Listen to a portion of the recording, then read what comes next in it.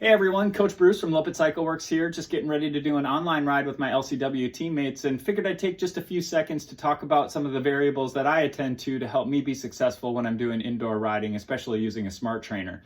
If you've never used a smart trainer before or haven't done group rides, this might be beneficial, at least from a setup perspective. We'll actually do some supplemental videos in terms of form, technique, and how to use the technology to your advantage in subsequent videos. So be sure to subscribe to the Loppet Cycle Works YouTube channel. Check out the Loppet Foundation channel and subscribe to that because we also have some great videos for running and cycling and skiing, technique, form, all those things. So check us out. Be sure to subscribe and follow us. We'll make sure that we provide enough content for you to keep coming back.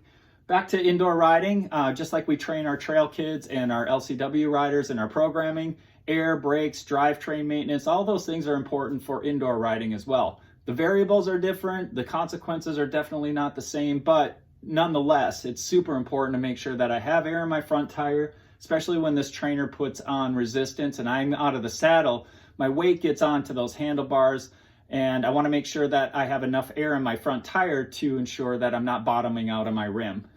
Next, with brakes, obviously, I'm not flying down a hill or anything, I'm stationary, but I'm running disc brakes. And so with hydraulic calipers, if I inadvertently pull the brake lever, those brake pads can get pushed together and make it a real pain in the butt when I try to put my rear wheel back on. So I like to use a brake block, get a brake block in between those calipers so that if I inadvertently pull that brake lever, my calipers aren't stuck and I can't get my rear wheel back in. As far as the drivetrain goes, though I'm not riding outside, it is still really important to keep my chain lubed. Every couple of rides, I apply a little bit of lube.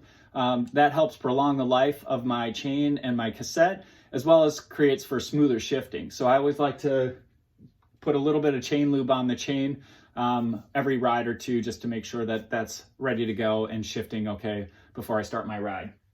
Next, I want to make sure that I put a towel underneath my bike so that if the chain lube actually starts to drip down, it doesn't drip onto my wife's carpet, and as I sweat, I'm not getting a big pool of sweat onto the carpet and thus creating a big problem for the carpet over a long haul.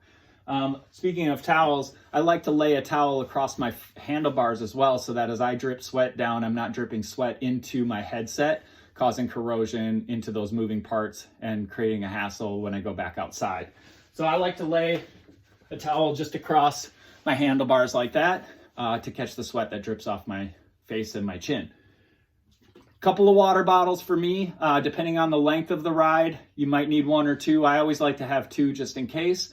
I go with straight water, but if you're somebody who needs some electrolytes or you're going on a longer trainer ride, anything over 90 minutes to 2 hours plus, you may want to supplement with some electrolytes in one of your bottles. I stick with just the water, 2 bottles for me. Finally, just in case you're in a long ride and gonna have to push somebody to the finish line, make sure you have something to eat. I stick with the cookies. They're nice and clean, organic. It's just enough to get me through my ride, but not enough to bog me down or cause me gastrointestinal distress. Cookies is a great supporter of Loppet Cycle Works, and I like their tasty cookies as well.